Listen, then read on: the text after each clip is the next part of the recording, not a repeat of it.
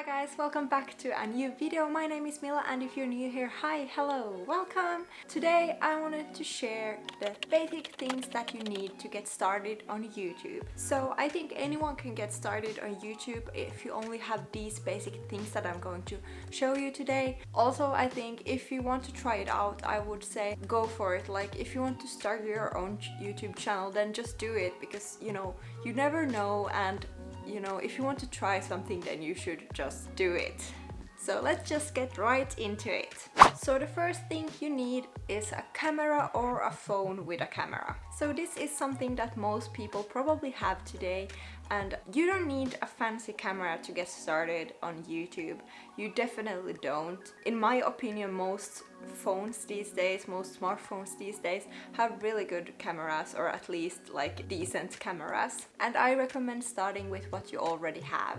So don't go and buy a fancy camera when you're just getting started. And then when you have tried out, you have made a few videos and you're like, maybe you want to upgrade to a nicer camera, or if you have a phone you might want to buy a DSLR or a Canon G7X, what a lot of people have. But for the love of your bank account, don't buy anything that you can't afford. Don't put yourself into debt because of your YouTube channel. Don't feel pressured that you need a fancy camera or fancy gear when you're starting out on YouTube. Your phone will do just fine, and if you have a DSLR, great, get started with that. Anything that can film a video is a good thing. And once you can afford a camera, or maybe you want to start out with a more affordable camera, I personally can recommend the Canon EOS M50, which is what I'm filming with right now, and which is the camera that I use for most of my things. It's the camera that I use when I don't use my phone camera. The Canon EOS M50 has a flip out screen so you can see yourself when you're filming, which I think is just really important. And it's also a mirrorless DSLR, which means that you can change the lenses on it. So you can change the lens on it. I started out with the kit lens that came with the camera, but right now I'm filming with the Canon 22mm f2. So this is a really great lens and it's also quite affordable. I will make a separate video about this lens once I have used it for more like a larger variety of things. Also, I do have a separate video about the Canon EOS M50 if you're interested, and I will link it up here so you can go and watch it if you want to. So of course with a camera you also need an SD card, and I'd recommend getting a card with enough space so you don't run out of space when you're filming, because videos do take up a lot of space. And I personally use a 64GB and a 128GB SD cards, and those work really well for me. So the next thing you need is something to edit your videos with, of course. And it doesn't matter if you're using your phone, your tablet, your iPad, or your computer to edit with. There are so many options these days, free and paid ones, that you can use to edit your videos. I edit all of my videos on my iPad using LumaFusion, and I will be making a video about that also. So if you don't want to miss it, then definitely consider subscribing and hitting the notification bell, because yeah, I will make a separate video about editing videos on my iPad using LumaFusion. And LumaFusion costs about 30 euros, and I think it's definitely worth it. I do think it's a very powerful and very versatile editing program, and it's really great for iPad, but I have also used it on my iPhone and it works really well with that one as well. And of course there are many other editing apps and editing softwares that you can check out. For example, if you have a MacBook or another Apple product, you could check out Imovie. It's free, and I think it's a really good editing software to get started with. It's actually what I used when I had a MacBook and I did all of my video editing on Imovie, except that I did have the Final Cut Pro for the free trial, which was like 30 days I think. And I must say I do like Final Cut Pro as well. So if you want to invest in a great editing software and you have again a MacBook, then Final Cut Pro is a really good option. It is a bit pricey, but you only pay for it once, and it's a really great and powerful software for editing videos. But iMovie is great to get started, so try out that first before you upgrade.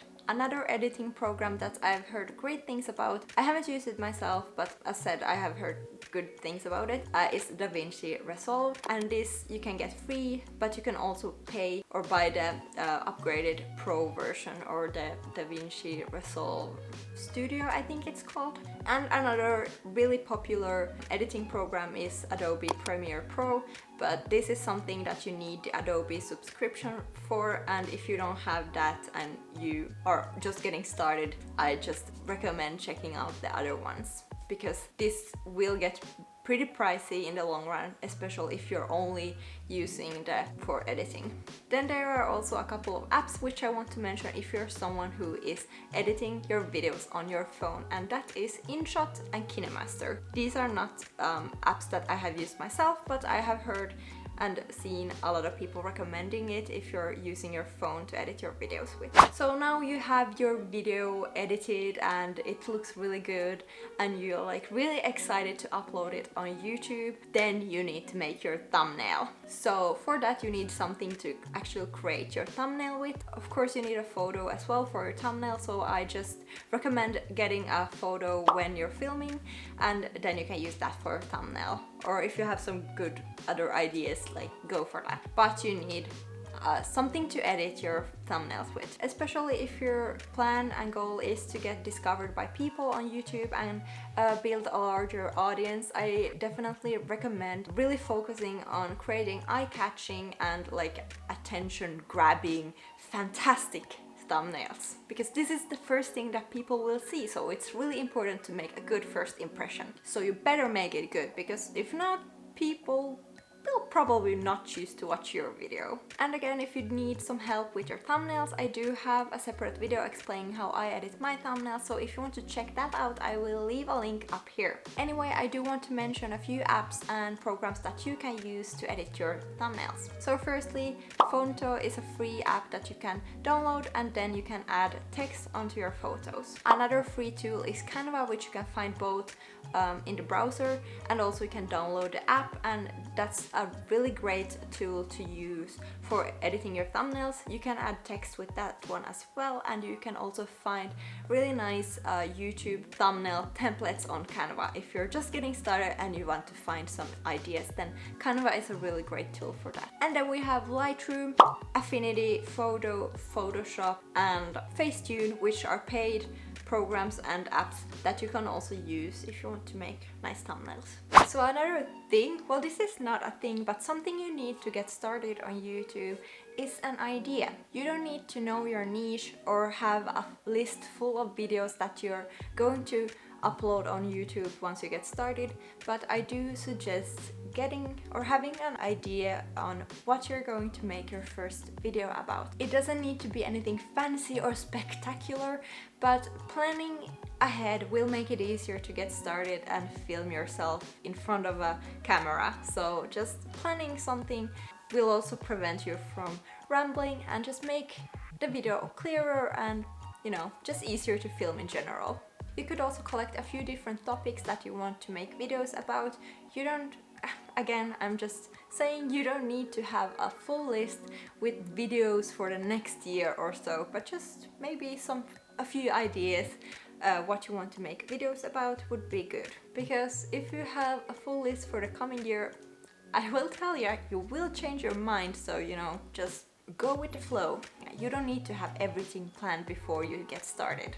So now we have discussed making your thumbnails look good, filming, what you're gonna film with, what you're gonna edit with, what you're gonna make your thumbnails with, but let's talk about external storage and backups. So another thing that would be good to have when you get started is an external storage space. Because I'm just telling you, you don't want to keep all of your videos and your finished videos and everything on your phone, your tablet, your computer, or whatever you're editing with, because, you know, devices can crash and also videos take up so much space. You might want to consider getting external storage space or a cloud service or something like that. Personally, I do not keep all of my videos that I film. I only keep the finished versions, the finished videos, and also some travel videos. Like, those are just fun to have, but like this raw footage that I'm filming right now, I'm not going to keep the original version, just the final video. But this comes down to personal preference, so just do what feels best for you. I do have an external SSD for my iPad, but to be honest, I don't use it that much. I mostly put all of my stuff on my iCloud because I have the 2 terabyte iCloud subscription, so I store most of my stuff just in the cloud. Because I am an Apple user, so this is quite convenient for me, but you know, you kind of have to figure out what works best for you.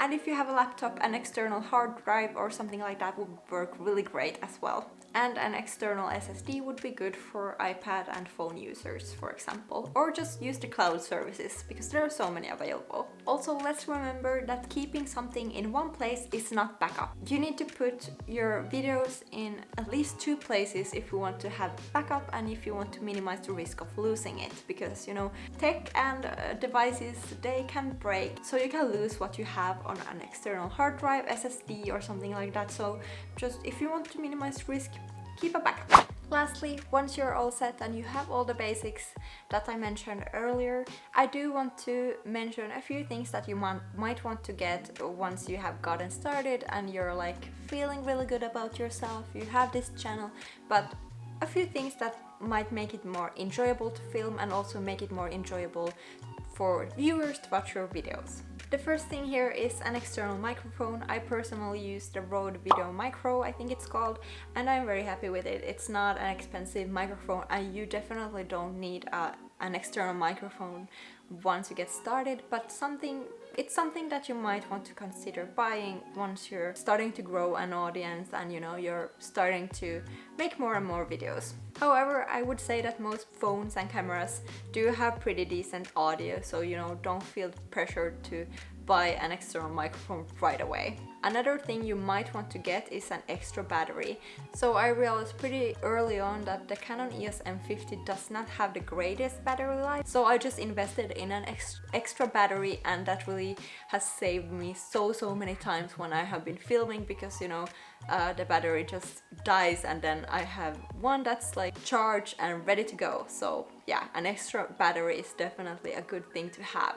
The third thing is a tripod or one of those, you know, gorilla pods to hold your phone or camera or whatever you're using to film, because this just makes it more enjoyable to film your videos and also easier to set up what you're filming with. If you live in a dark place like me, I live in Finland, it's very dark in the winters, so this was pretty essential for me, and that's an external light. So I have the Neewer ring light. I have made a video about that one as well if you want to check it out. I will leave a link up here, and this is really great if you're filming in the evenings when it's dark outside, because then the natural light, and if you don't have light sources in your home, that is enough. This is just a great small investment to make as well. So guys, this is all the things that I wanted to mention in this video. I hope this helped some of you out if you're just considering to, you know, start your own channel. I definitely recommend doing it, and just, you know, you need just the basics and then you can get started. And if you don't try it, you never know. So this was all for this video. I hope you enjoyed it, and if you did, please do give this video a thumbs up and don't forget to subscribe and hitting that notification bell so you don't miss another video with me. And I will be making more videos related to YouTube, for example how I edit my videos on LumaFusion using my iPad, and also how I edit my thumbnails today, because it has changed a bit. So if you want to see those videos, subscribe if you haven't already, and I will see you in my next video. Bye guys!